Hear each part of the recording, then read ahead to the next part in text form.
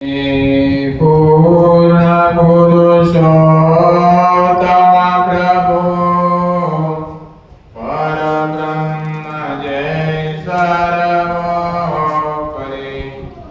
સુખકાંદ સહજાનંદજી કમનીય મૂર્તિ માધુરે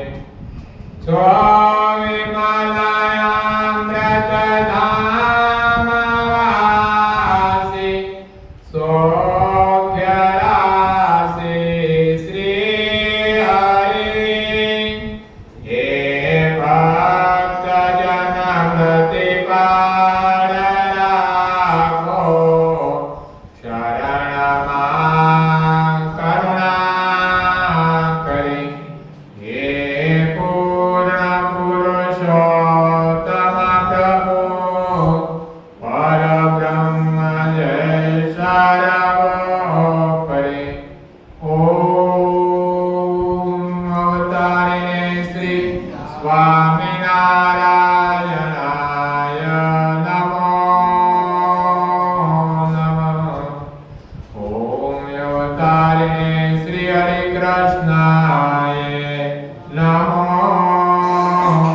નમઃ. ઓમ અવતારિણે શ્રી પૂર્ણ પુરુષોત્તમાય નમો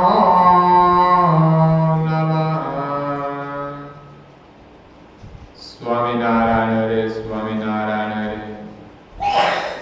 શિક્ષાપત્રી ભાષ્ય વિવેચ શ્લોક 151. અને શ્રી કૃષ્ણ ભગવાન તથા પોતાના ગુરુ તથા સાધુ એમના દર્શન કરવાને અર્થે ગયે સતે માર્ગને વિશે પારકું ન ખાવ તથા શ્રી કૃષ્ણ ભગવાન તથા પોતાના ગુરુ સાધુ તેમના જે સ્થાન તેમને વિશે પણ પારકું અન્ન ખાવું નહીં. કેમ જે પારકું અન્ન તો પોતાના પુણ્યને હરી લેવું છે, માટે પોતાની ગાંઠનું ખર્ચ ખાવું. ભગવાન, ગુરુ અને સાધુ, આમાં સાધુ ને ગુરુ બે જુદા કર્યા છે. પોતાના ગુરુ એટલે કે આચાર્ય મહારાજ શ્રી અથવા પોતાના કઈ ગુરુ સંત હોય તો તે અને કોઈ પણ બીજા સંતો અને પરમાત્માના દર્શન કરવા માટે જ્યારે જાઓ ત્યારે રસ્તામાં પારકું અનાજ ખાવું નહીં. અને ત્યાં પહોંચો ત્યારે ત્યાં પણ કોઈનું અનાજ ખાતા નહીં, કારણ કે પારકું અનાજ પોતાના પુણ્યનો નાશ કરે છે.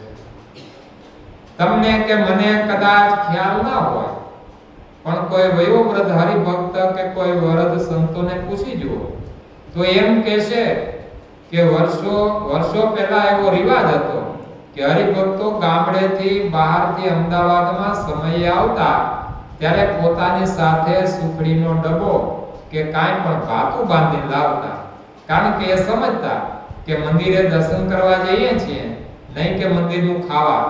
જે માણસો પોતાના ગુરુનું, મંદિરનું, સાધુનું અન્ન ખાય છે એના પુણ્યનો નાશ થઈ જાય છે.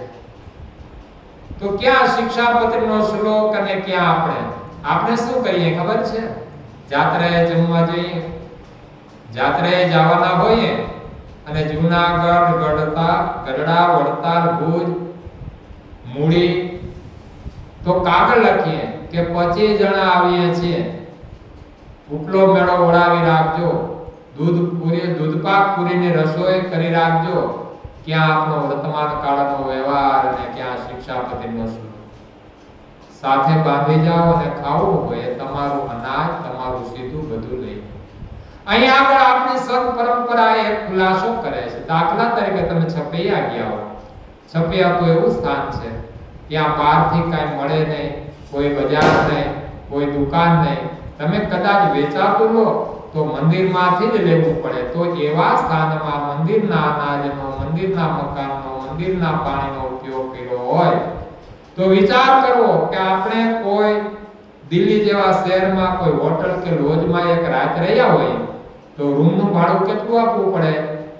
એમનું ગાડલું લ્યો, તો કહેશે કે 1.5 રૂપિયો, એની પાસે 1 ડોલ ગરમ પાણી માંગો તો કે 1.25 રૂપિયો. બહાર તમે ધંધાદારી સ્થાનમાં ઉતરા હો તો એનું કેટલું બિલ ચૂકવવું પડે છે. દ્વિગુણમ દેવમ, આનાથી ડબલ મંદિરમાં આપી દે. તમને એમ લાગે કે મંદિરની રૂમ વાપરી છે, મંદિરમાં અનાજ વાપર્યું છે, મંદિરની લાઈટ, પંખો બધાનો ઉપયોગ કર્યો છે, તો મંદિરના પાણીનો ઉપયોગ કર્યો, તો હોટલમાં ઉતરવાથી કેટલું થાય એનાથી દ્વિગુણમ દેવમ એટલે ડબલ આપી દેવું. હવે ડબલ તો ક્યાં, 2 દાડા રે ખાઈ પીએ અને જતી વખતે 11 રૂપિયા લખાવે અને પાછા ઉપકાર કરતા એમ પૂછે પ્રસાદી આપશો. એલા 2 દાડા એ રહ્યા છો, જઈમાં છો, મકાન વાપ્યું, પથારીઓ આપણી, છતાં જે બાકી રહી જતું હોય તો એમ પ્રસાદી માંગે. માણસો યાત્રા કરવા જાય ત્યારે કેટલું બધું ખર્ચ કરે, રેલવેનું ખરીદીનું વગેરે. અરે ટિકિટનો ખર્ચ ન થાય એટલો ખરીદીનો ખર્ચ થાય, એટલી બધી ડીશો ખરીદે, કપડા ખરીદે, ધાબળા ખરીદે. પણ દેવ મંદિરમાં આપવું હોય તો ત્યાં વિચાર કરે કેટલા આપશે, 11 કે 21. તો જો મંદિરની મિલકતનો કે અન્નનો ઉપયોગ કરવો જ પડે અને તમે કર્યો હોય તો ડબલ આપી દેજો, તો એને દોષ લાગતો નથી. નહીં તો યાત્રામાં ગયા હો, દેવ મંદિરનું ખાધું હોય, મિલકતનો ઉપયોગ કર્યો હોય તો તમને દોષ લાગે છે, પુણ્યનો નાશ થાય છે. અને પોતાના કામકાજ કરવા તેડા જે મજૂર, તેમણે જેટલું ધન ધાન્ય દીધાનું કહ્યું હોય તે પ્રમાણે આપવું, પણ તેનાથી ઓછું ના આપવું. અને પોતા પાસે કોઈ કરજ માંગતો હોય અને તે કરજ દઈ ચૂક્યા હોય તે વાતને છાની ન રાખવી. પોતાનો વંશ તથા કન્યાદાન તે પણ છાનું ન રાખવું. અને દુષ્ટ એવા જે જન તેમની સાથે વ્યવહાર ન કરવો. તો અમારા શ્રી વિવેકી એવા ગ્રસ્તાશ્રમી પુરુષોએ કોઈને એવું વચન આપ્યું હોય કે ભાઈ આટલું કામ કરી દે, તને આટલા રૂપિયા આપીશ, પછી એ કામ પતી જાય ત્યારે આપણો વિચાર બદલાય જાય કે મેં આમને કહ્યું હતું 100 રૂપિયા આપીશ, પણ આ તો 50 રૂપિયાનું કામ હતું, કે કાંઈ નહીં લેને 60 રૂપિયા લઈ જા. અરે ભાઈ સાહેબ, તમે મને તો 100 રૂપિયાનું કહ્યું હતું, એટલે તો આખી રાત જાગીને મેં આ કામ કરી દીધું. પહેલેથી જો વચન આપ્યું કે આટલા રૂપિયા તેને આપીશ, કામ કરી દે, તો પછી એટલા આપી જ દેવા, તેમાંથી 1 રૂપિયો પણ ઓછો ન કરો. ઈચ્છા હોય તો બક્ષિસ આપો, કારણ કે જે કર્મચારી કામ કરે છે, પરિશ્રમ કરે છે, એને મનમાં દુઃખ હોય કે ભાઈ આ જગતમાં બેઠા છે, ના કુટુંબ કૂટવું પડે, એમાંથી ધારા પ્રમાણે રૂપિયા મળી જાય તો એને આનંદ થાય, અને જો બધા બાદબાકી કરો તો એને મનમાં દુઃખ થાય. શું કરીએ, બીજો ધંધો નથી મળતો એટલે એ કરીએ છીએ, બાકી 100 કૈયા 70 આપ્યા એમ એમના મનમાં રંજ રહી જાય. તો ગરીબ માણસને એટલે મજૂર માણસને આ રીતે એની આંતરડી કકડાવવી એ સુખી ગ્રસ્ત માટે જરાય ઈચ્છવા યોગ નથી. એટલે સ્વામિનારાયણ ભગવાન દીન દયાળુ છે, પરમાત્માનું નામ છે ગરીબ નિવાજ. એમને તો ગરીબ અને ધનપતિ બધા વાલા છે, તો ગરીબોનું હિત કેમ થાય એના માટે ધનપતિઓને કહે છે જે વાતની તમે પ્રતીક્ષા કરી હોય એટલું આપી દેવું, એમાંથી ઓછું ન કરવું. પોતાને ઋણ સુધી કોઈ દાડો સંતાડવી નહીં. કોઈની પાસે તમે પૈસા લેવા હો, જ્યારે પાછા આપો ત્યારે ખાનગીમાં ના આપો, 2-4 માણસોની વચમાં આપવા. કારણ જો ખાનગીમાં આપો ક્યારેક મુશ્કેલી આવી પડે કે પેલો લઈ ગયો હોય છતાં કદાચ એ ફરી જાય કે તમે મને આપ્યા જ નથી, અથવા એના હાથમાંથી ક્યાંક પડી જાય કે ભૂલી જાય, એનું મૃત્યુ થઈ જાય, તો એના દીકરા કહેશે અમારા બાપાનું દેવું તમે ચૂકવું નથી, એટલે દેવું ચૂકવવાનું હોય એ ખાનગીમાં ન ચૂકવવું. હવે કન્યાદાન, પોતાની કન્યાનું કોઈને વાગદાન થયું હોય એ પણ ખાનગી ન રાખવું.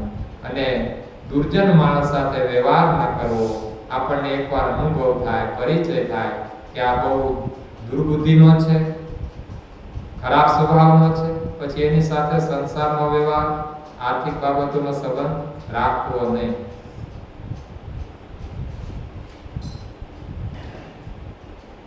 એટલે કે પોતાની કોઈ કાશીખંડમાં તો એમ લખ્યું કે આટલી વસ્તુ કોઈ દાડો ખાનગી ના રાખવી.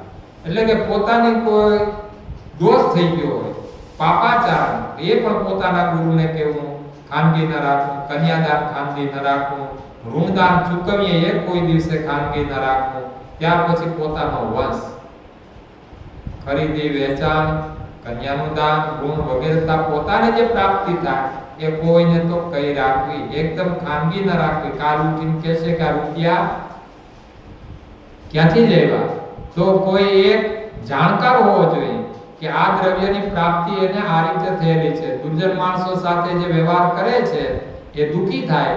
બહુ ઉડાવ હોય એની સાથે વ્યવહાર ન કરવો, વ્યસની માણસ હોય એની સાથે વ્યવહાર ન કરવો, જુગારી સાથે વ્યવહાર ન કરવો, દારૂડિયા સાથે વ્યવહાર ન કરવો, દંભી સાથે વ્યવહાર ન કરવો, જેને શત્રુ જાજા હોય એની સાથે પણ વ્યવહાર ન કરવો. ઇતિ શ્રી શિક્ષાપત્રી ભાષ્ય વિવેચન શ્લોક 151 અને 52 માં પૂરું થયો. શ્રીવતમ શ્રીધરમ સર્વદેવ વિશરમ ભક્તિ ધર્માત્મજમ વાસુદેવાયમ માધવમ કેશવમ કામદાય કારણમ સ્વામિનારાયણ મનીલકમ હે ભજમ સહજાન સ્વામી મહારાજ